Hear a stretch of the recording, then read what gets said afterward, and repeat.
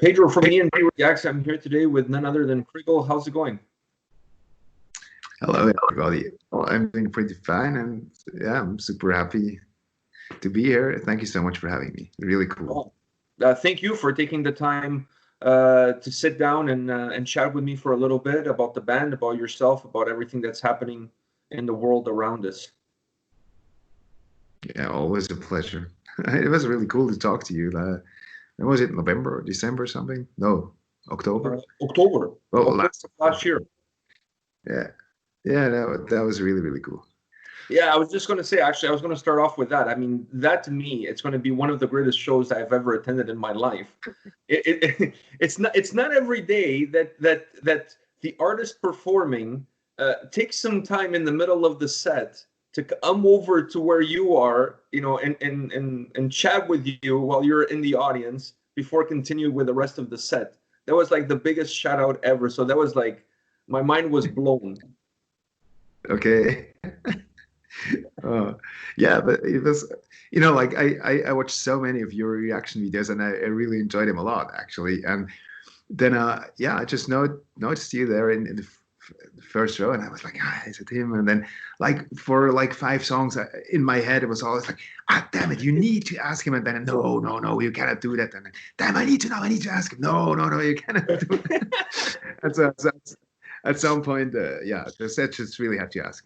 Yeah, that was crazy. I was like, I was like, I didn't know what to say. I was speechless, right? I didn't know what to say. I remember then we met outside after the show. We got to talk for a little bit. I think I didn't get home until like 1, 2 o'clock in the morning. And I remember waking up my son and my wife, which they were not very happy with. And it was like, you guys not gonna believe what happened today at the show. And like, they're looking at me like, we don't give 2 shits. I mean, we're sleeping here. You know, we can talk to you later on in the day. But I was so excited. I mean, that was super cool. I've been a big fan of the band, obviously, and I wanted to be there in the front row to like really take it all in. But I was never expecting that shout out, and obviously, you know, hanging out with you guys outside after the show. That was great. Yeah, I enjoyed it a lot, actually. Yeah. So how are you doing during these incredibly crazy times of COVID-19? How are you managing? Absolutely crazy. It definitely is. Yes, it's just, you know, none of us even remotely could have had imagined something like that just 3 months ago or something. It's just, this is insane. But for me personally, I'm actually doing pretty well. I mean, I did not, at least not that I know, get infected so far. Here, everybody's healthy and good, and you know, it always sounds a bit stupid, but I talked to a lot of, you know, fellow musicians the last few weeks, and actually, it's for each and every single one, it's the same. Our lives didn't change that much, actually. I mean, obviously, we're not playing shows, and we dearly miss that. And you know, it's been way too long that I slept in a tour bus, and I also missed that. But other than that, you know, the life when we're at home basically did not change at all. So my everyday life looks exactly as it always looked. You know, I get up in the morning, I work for the band, I do the things that need to be done, and that's basically it. And so yeah, not much changes there. And yeah, as I said before, I mean, obviously I and we all miss playing live a lot. But on the other hand, somehow, like during the last 2-3 weeks, I somehow also got to appreciate the free time we do have now. I mean, it's not, obviously it's a very bad occasion, but you know, like there's so many things I always wanted to fix on the house, and you know, and stuff like that. And now, since there's no shows, no tours, you suddenly have this time, and that's at least one positive aspect. And for us as a band, of course, it's the same. It's very difficult for all bands and all musicians and all performing artists around the globe. That's definitely true. Yeah, I was just going to say, with the summer festival is pretty much over. I mean, I don't I don't see any summer festivals happening this year. And with the tours not happening, how do you see this as an impact to the metal scene and to the music industry as a whole as you start to move forward? Because the question with this is there's really no light at the end of the tunnel, because you don't really know when this is going to be over and things will go back to normal. So this could last another month, could last 2 months, half a year, we don't know. So how do you see this impacting bands and overall the ecosystem as we start to move forward? If I'm honest, I have no fucking idea, and I think it's the same for everybody, because as you said, there is no light at the end of the tunnel. I mean, at least you cannot see it. We cannot see it, and I mean, no one actually knows what is going to happen next, and none of us knows how everything is coming out at the end. And so it's super hard to predict something, or I don't know. But I mean, obviously we're talking about everything a lot, and also with our partners. I'm in contact with our US booking agent almost on a daily basis, and with our other booking agents and everything. And long story short, we all simply don't know what's gonna happen. But if I'm honest, like, most of my thoughts rather circle around the time after the quarantine. You know, the time once things start to open again, and the time when concerts will be possible again. That's actually almost the time that I worry more about than the actual, you know, restricted time. Because as I said, I don't know. I mean, and obviously I hope for the very best. But if I try to imagine what possibly could happen and what impacts there could be, it's well, I wouldn't call it frightening, but eyebrow raising at least. Because, you know, there's just a few examples. There's, if this goes on for another half a year or even more, which of course no one hopes for, but you never know, then there's a very, very, very good chance that a lot of the smaller or mid-sized venues and promoters simply won't be there anymore once concerts could happen again. Mm-hmm. You know, they'll be broke, they'll be insolvent, and those venues won't exist anymore. And exactly like this, it's with many other parties as well. You know, like thinking of crew. You know,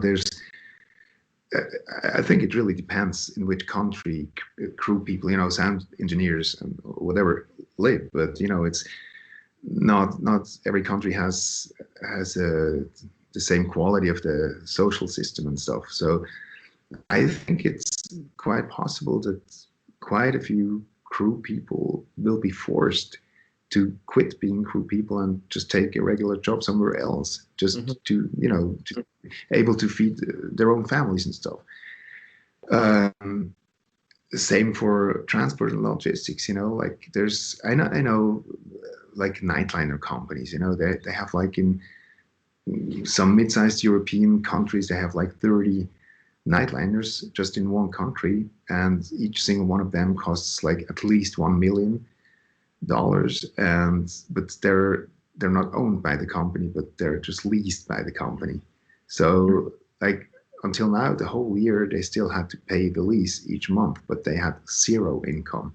So this raises the questions: will this nightliner company still be there in a half a year or something like that? I don't know. Yeah, I mean, what will they do? Will they sell the tour buses? No. Who sells a tour bus now? You know? Yeah, who's buying it? There's a lot of things, and if you imagine that, also if you think of what is the consequence of all that? I mean, just I mean, I know this is a very dark perspective, and I don't think it's going to happen like this, but that's just aspects I think we need to think about. Mm-hmm. So let's say if this happens with the concert venues, there's a big city, whatever, doesn't matter, just a big city, who had like 20 or 30 mid-sized concert venues. And after COVID-19, it's like maybe only 15 left. So what happens?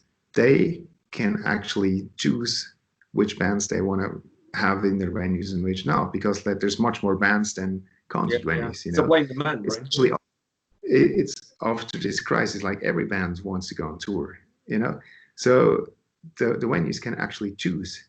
And what do they do if they're in the situation? They push the price down, obviously. And they pick the band who comes for the least.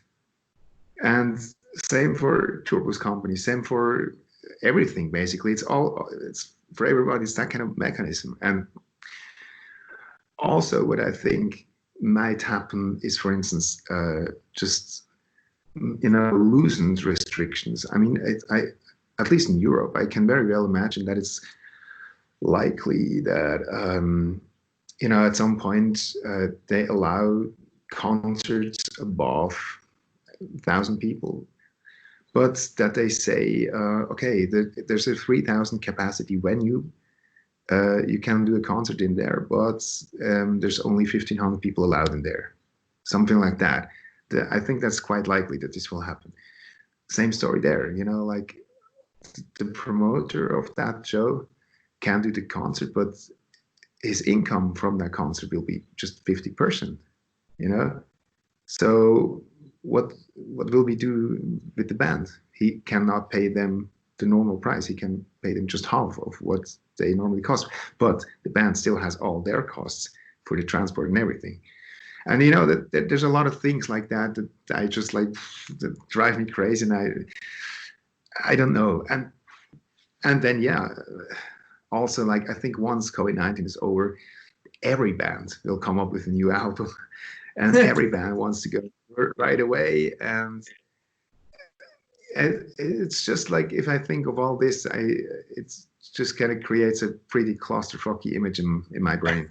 I was talking to Semi from Insiferum the other day, and he said that one of the things that he sees happening is, instead of bands going out on a tour, just one or two bands together, that will perhaps be more of a tour festival kind of thing, where, like a pagan fest, for example, where you're going to get like folk pagan metal bands, like 4 or 5 big ones, and you do like a big ass tour with those kind of bands. He sees that perhaps being more of a solution, because of all the reasons you're saying, because it's going to be, you know, some venues will end up closing, promoters will pick and choose who they want, because there's going to be a saturation of the market.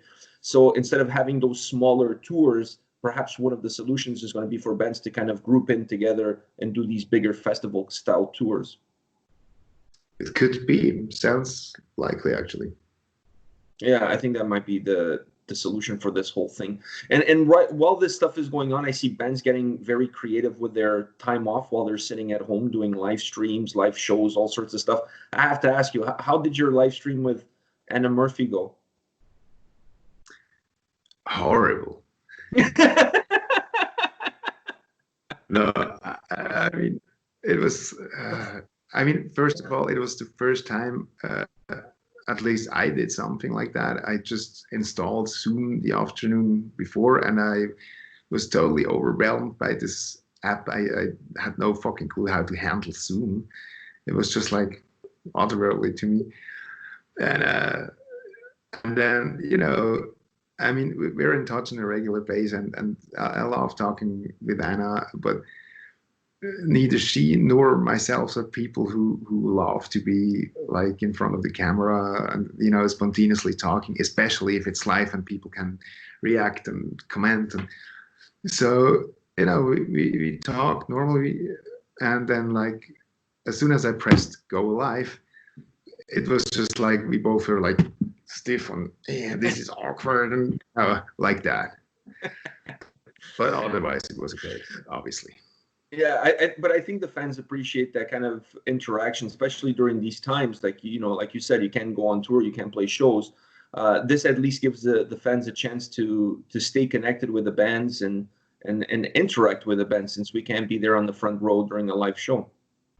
Yeah, I mean, that actually was our main idea, to eventually launch this Corona Talk campaign. And the first few ones we recorded, and we still have a few more recorded ones to release. But yeah, we actually think after this first one live, we will continue doing it live in future.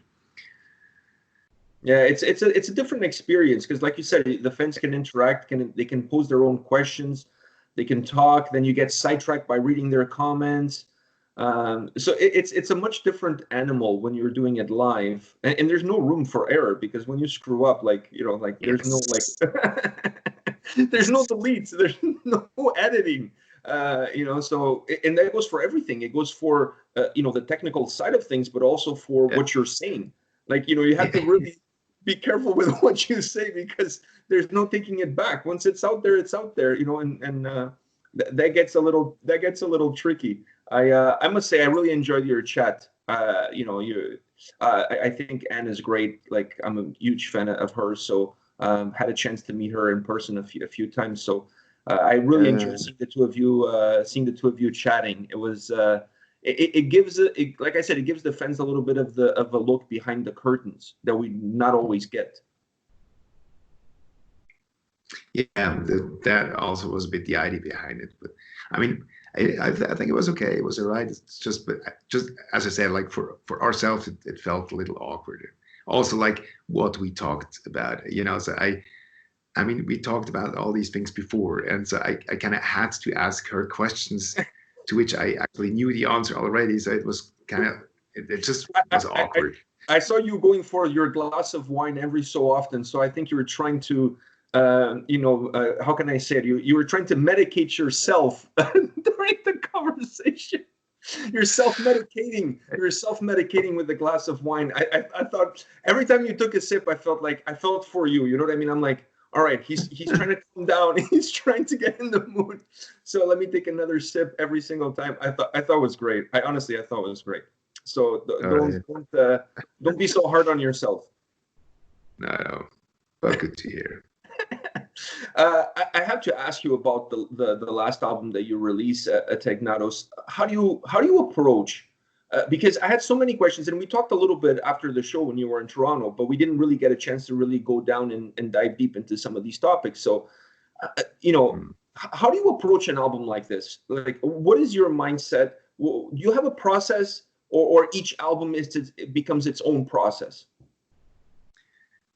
Yeah, I would put it that way pretty much.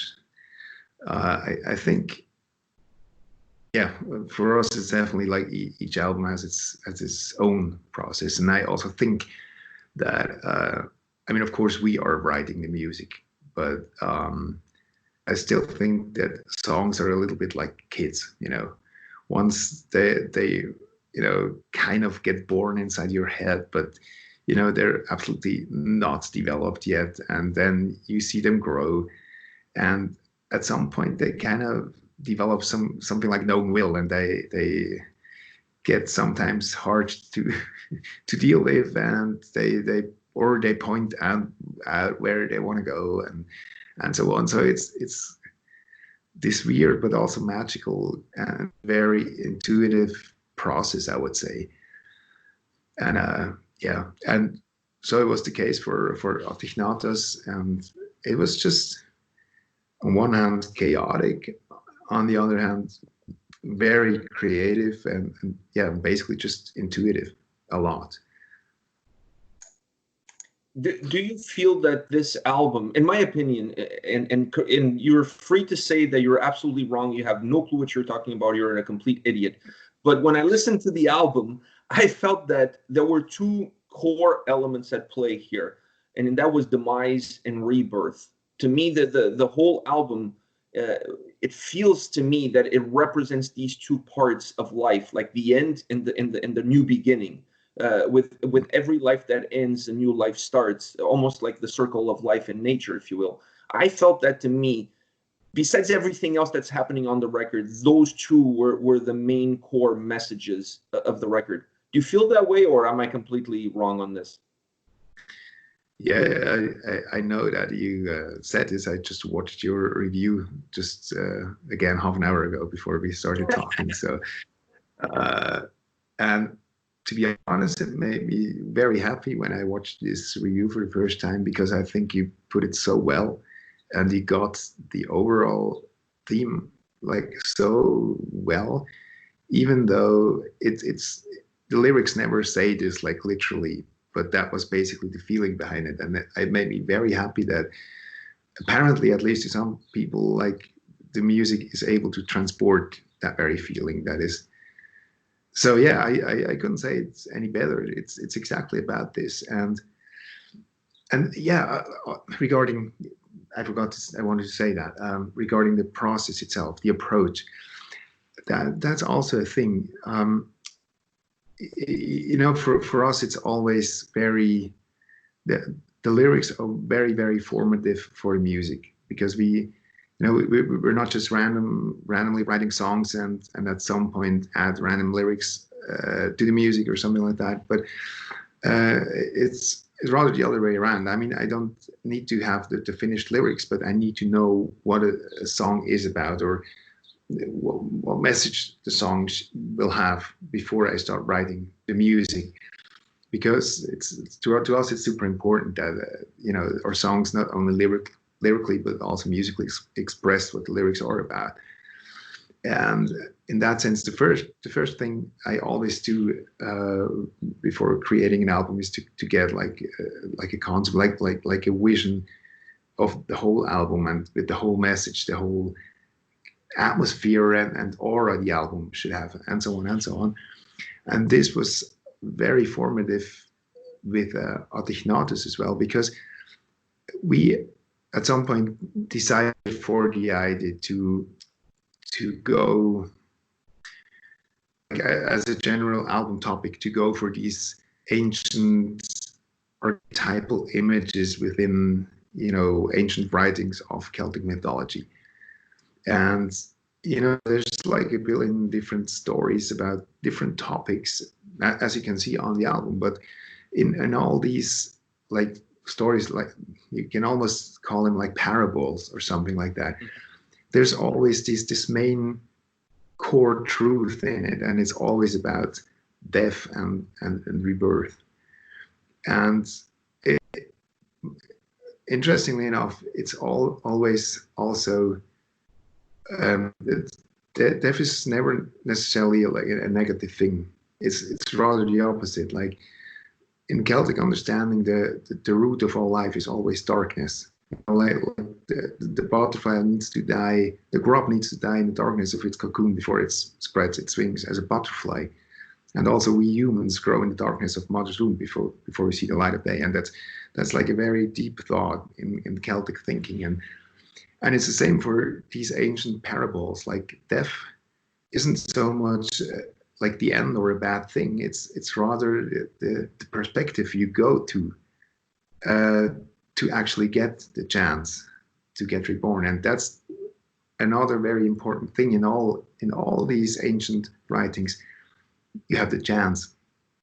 There's a lot of writing where death is kind of like crossroads or something like that, and you get the decision if you want to get reborn or not, if you dare to actually fucking die first.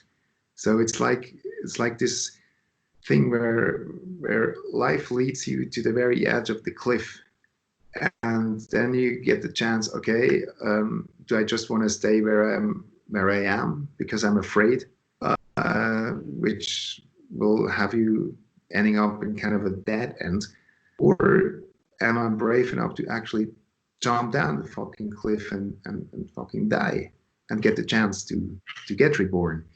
And that's like this core truth you find in all these ancient parables. And then when we decided for that topic as a main topic for the album, what we did is we started actually contemplating these ancient texts and these ancient myths, and not so much as a band, just in the sense of, well, in order to get lyrics for particular songs. It was more we started contemplating these ancient words of wisdom for us, for ourselves, for our lives, and that just kind of turned out to become like a super intense experience, like almost a spiritual experience, and it took us so much further than we actually expected it would. And yeah, and that was also very, very formative for the songwriting afterwards, obviously. So now I talked a lot. Now I shut up. Sorry. No, it's for me this is great insight, because I find the albums, they're like, let's go with the latest one. To me, it felt like a campfire storytelling record. Like, I felt like when I'm listening to the album, I'm sitting around a campfire and there's an elderly statesman of my village or my tribe, whatever the case might be, and they're telling me the stories of our ancestors. It had that feeling to it. So my idea with that question is really to understand how you get to that point, because to me it's not a road that's easy to travel in order to get to that stage where you can create an album that has that feeling, because there's so many different moving pieces musically and vocally, and then with the lyrics itself, there's a lot of things that need to come in together perfectly in order for the album to do what you envision in your mind the album to be. Yeah, well, yes and no, I would say. I mean, yes, there's a lot of different bits and pieces, but I think, especially if it's like something that you experience yourself and that means a lot to yourself, it's just comes naturally. You know, like if it's like we just decide, okay, we will do a concept album about washing machines or something like that, and none of us has like huge insight about washing machines, but we just decide to do an album about washing machine, then it's a whole different story. But you know, since we actually did contemplate on these ancient words, not for the album, but for our own lives, and we just came out of that process like with, you know, focused. We knew exactly where to go, and that process that started afterwards was like, yeah, just very organic, and you know, things just kind of developed and fell into place as if by themselves, you know. Yeah, from that perspective, it becomes almost like you're the storyteller. You're the narrator that's passing on the knowledge of those stories then to the listener.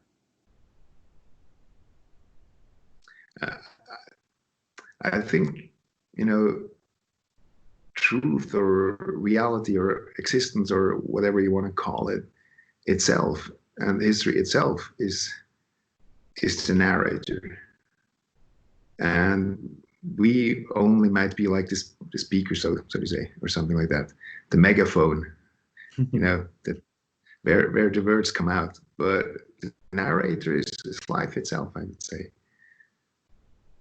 Or he can also thoughts. Yeah, I agree with you. I think for me as a fan listening to the album, because I haven't had the experiences, it's hard for me to comprehend how you get there. But you just put it very well. When you live it and it's part of your DNA, it's much easier for you to construct it and then deliver it, the music, and deliver the package to the listener. It's just for me that I'm on the other end, I'm on the receiving end. It becomes a lot more complicated in terms of understanding how did you get there. But when you're there, it's becoming second nature for you. So it's not like you said, it doesn't feel like you're not talking about dishwashers with no knowledge of dishwashers. That's a completely different story. Yeah. I think it's exactly like you say. It's just, I think it's just something natural, almost. Do you take the time that you were at home now? Now the album came out last year. Now everybody's at home. Are you starting to take some time, since you're stuck, to start working on some new material for a new record? And has this virus now perhaps speed up the process for a new album down the line that otherwise perhaps would have been a few more years to go? Yeah. We decided to start working on a new album during the last leg of our last year's tour in December.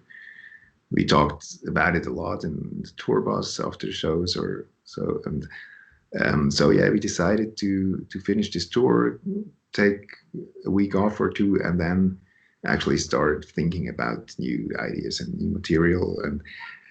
And so yeah, we began with that anyway. And then COVID-19 came, and yeah, I mean, the last few weeks were actually quite busy for us. I mean, on one hand, we all like tried to be creative and come up with content to give our fans something. If we cannot give them live shows, we want to give them something else. And also, you know, like administrationally,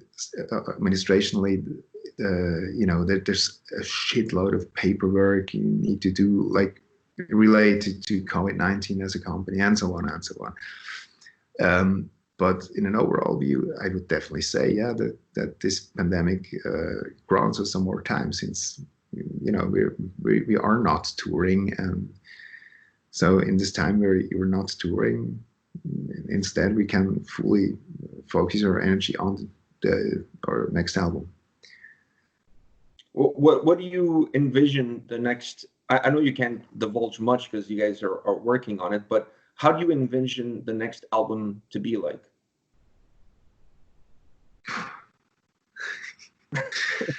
It's a tricky question. No, it's not. It's just I might be completely wrong, because we are still in a very early state. And as I said before, you know, like music is kind of like kids, and now also in the full album, each album is like a kid and it develops, and at the end it might turn out not as you would expect, you know. But the way I see it now is, I mean, we are like an overall concept, and also thus, you know, lyrically and regarding its atmosphere and all that, that pretty much takes form right now. And I think it will be a very, very strong album, like strong lyrically, you know, like with strong messages and stuff like that. And maybe also challenging at some points, but also very, how do you say? I don't know the word in English. Maybe encouraging or something. Like how it developed so far is that this thing that we kind of experienced when creating Originatus, that goes on, and we want to take it further with the next album, and it still kind of circles around that very topic, but more on the rebirth, the life aspect. And because all these ancient words, they had such a huge impact on us, and on our personal lives, on our everyday lives, and on our, you know, worldviews and everything, that we just feel that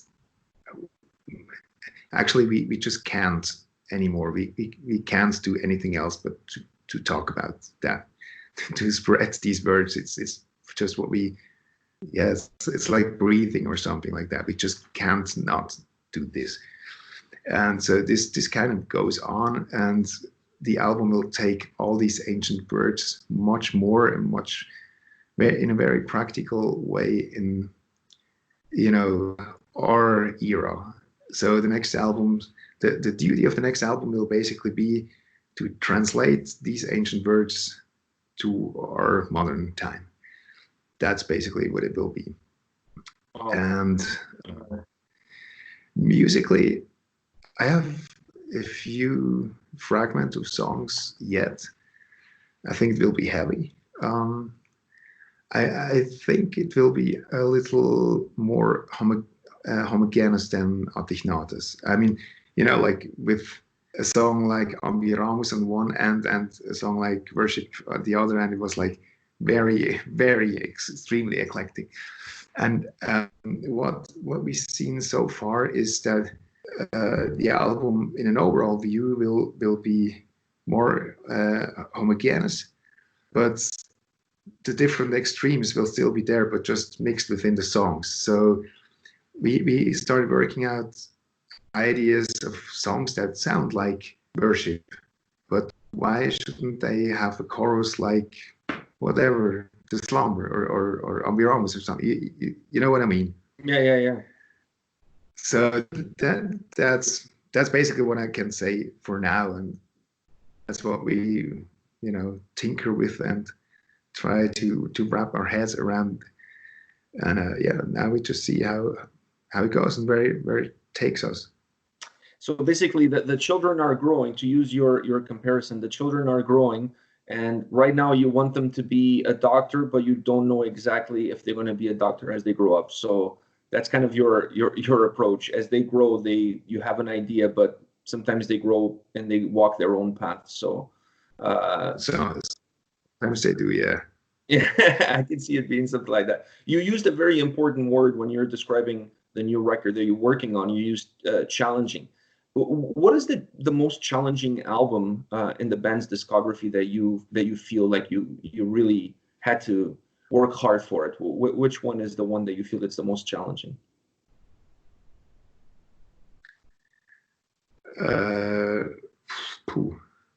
I think probably Origins. I mean, to be fair, I meant challenging. With challenging, I was referring to its message regarding the new album. But for us, challenging during the process, I think, sorry, I think it would have to be Origins, due to the lyrical topic. I absolutely fucking loved doing that. It was so interesting and so fascinating, but hell, it was a lot of work. That was, lyric wise, that was the most intense album to write ever.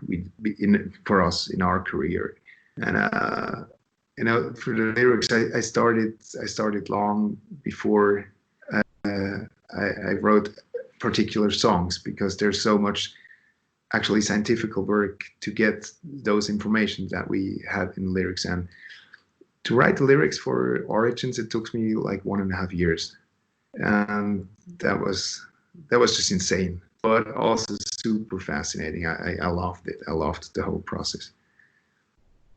Wow. I was going to ask you also about Evocation to the Pantheon. That album, you had new band members coming into that record. Did that create different challenges for you putting that album together? It did create different things, but I wouldn't call them challenges. I would rather call them benefits or something like that, or changes. It's probably the best word. It just changed quite a few things, and that actually developed during the first year, during the first festival summer with the new lineup. When the new lineup actually wasn't the new lineup, but just like live session members. In these months, the atmosphere in the bands like developed in a really, really amazing way.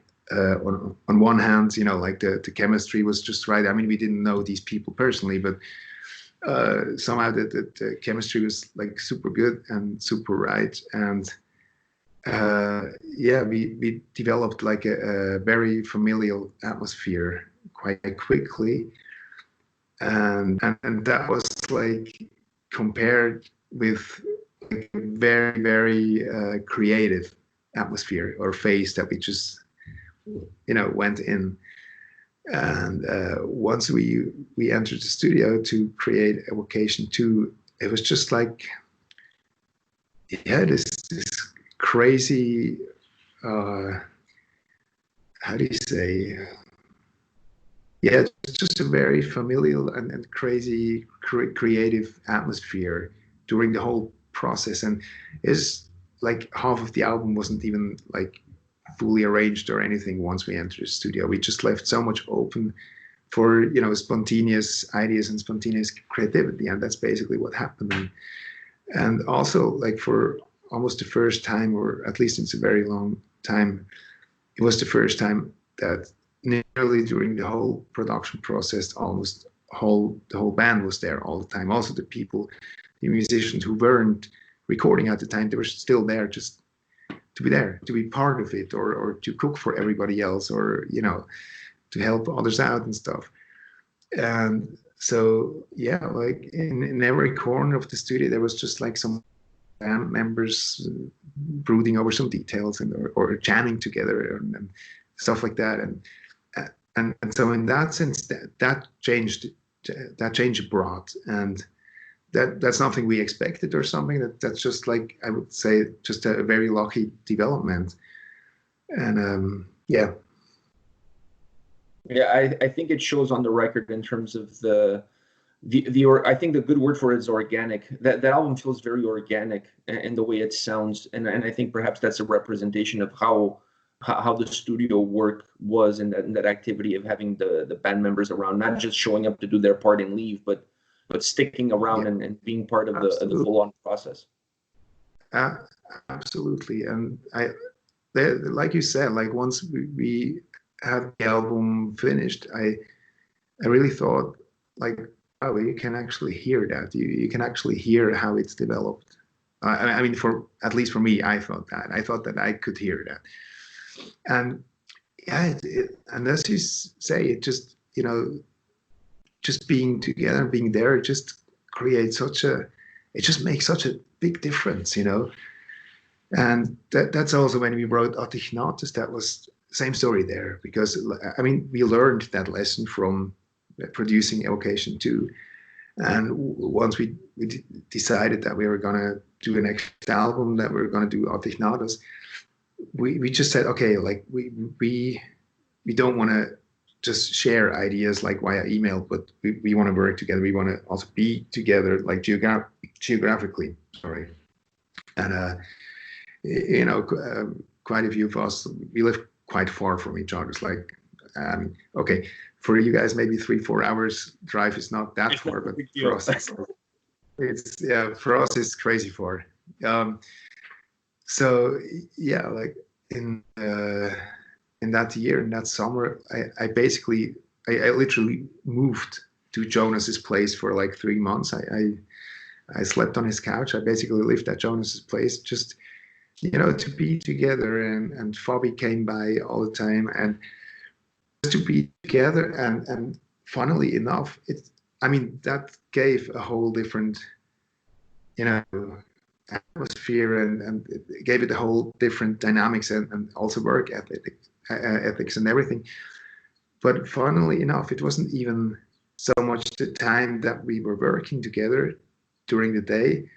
The most impact for me, what I think, had the times when we stopped working, sometimes at 9 in the evening, sometimes at midnight or at 2 in the morning. But at some time every day we stopped working. We said, okay, we're tired, we're done for the day. And what we usually or often did, Jonas lives in Zurich, like in a cool part of the city, and nearby, very close to a very, very nice park. What we did quite often is we went to the local grocery store there, we bought a bottle of wine or two, and just went to that park and sat on a bench and, just relax and sip that wine. And it was these moments and these hours when we just sat on that bloody bench and just talked to each other and just let our craziness and creativity just go wherever it wants without any boundaries. These hours at night were like what had the most impact for me, like during the songwriting period. That was crazy. Wow, that's really interesting to hear that. I felt that when I saw you guys live here. To me, one of the things that it's great about the band is that you guys have so many different musicians playing so many different instruments, different style vocals. There's all of this, these celestial bodies moving through space, if you will, but at the same time everybody coexists perfectly together. It's absolutely magnificent. The how can I say, the diversity within the band is what the band is all about. Would you agree that that's a good way to define it?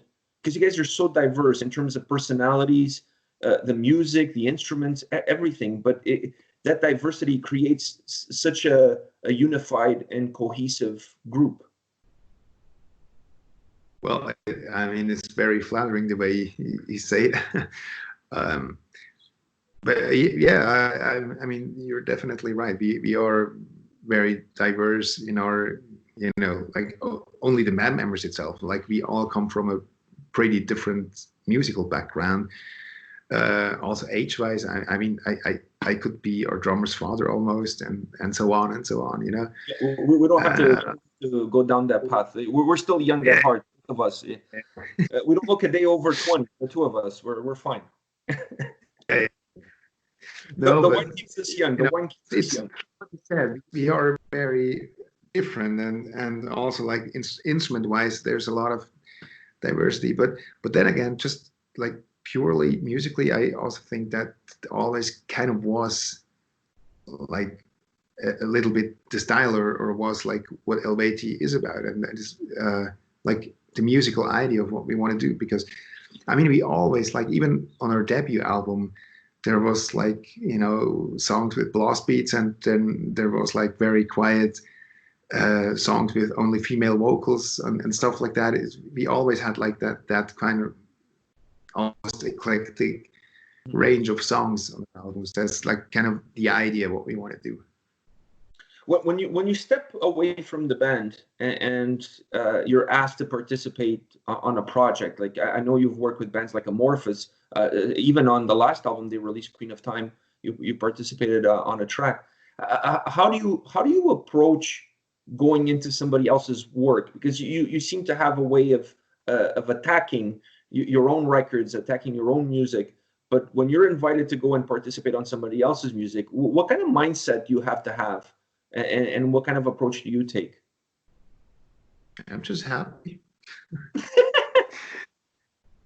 No, seriously. I mean, usually these things happen super spontaneously. And just 2 days ago, I talked to a band I know from Europe. The guy just wrote me a WhatsApp message and asked me, we're recording our new album, would you like to sing there, blah blah blah.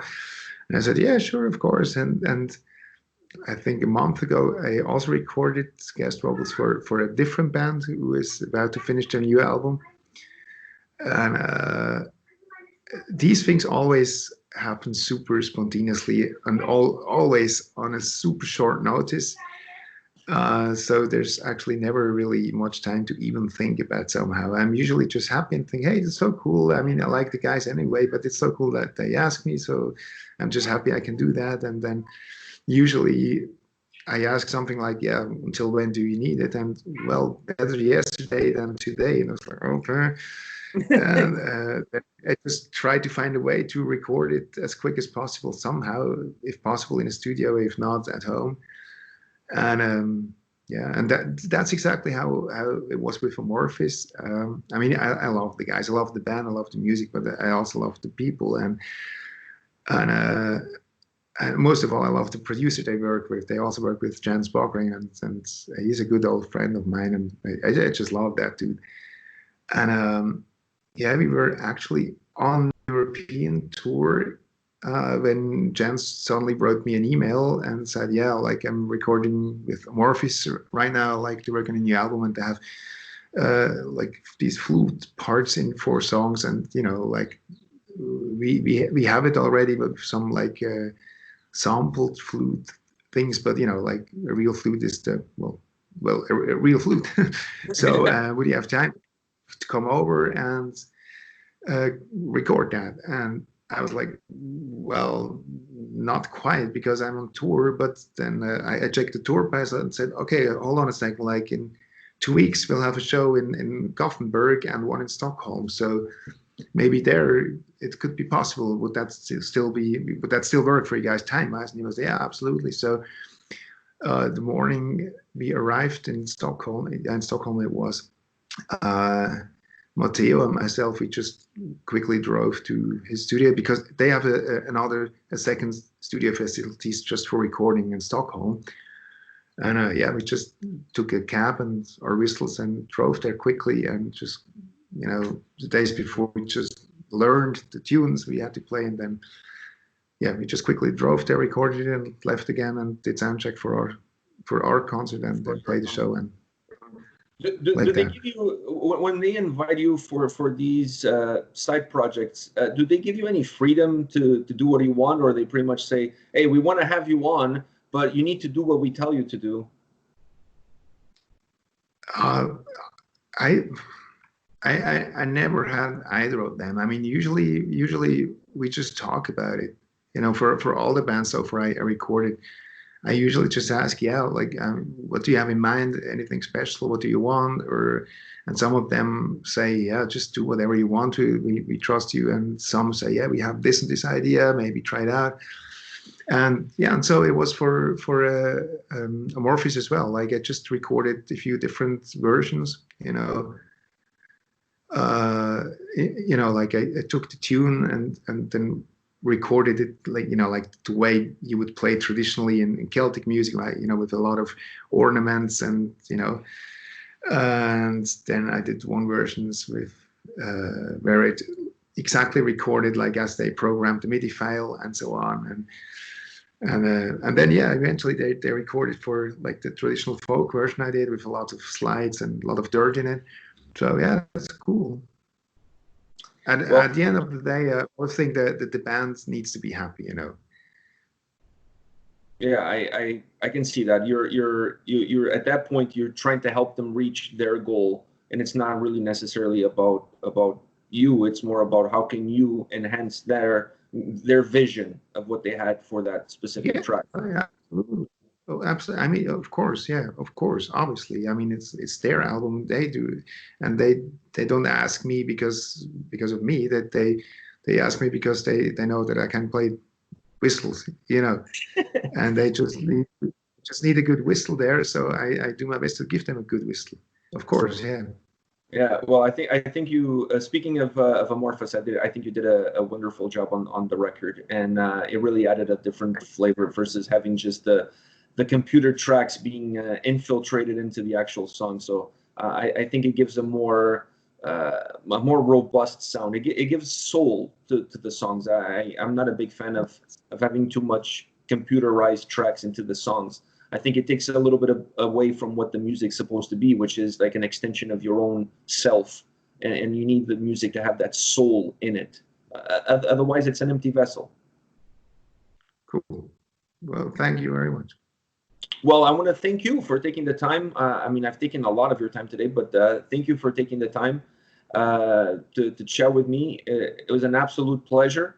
And I mean, it won't be the last time. I'll guarantee you that. I mean, we're going to survive this whole COVID thing. We're going to be fine. We're going to be fine.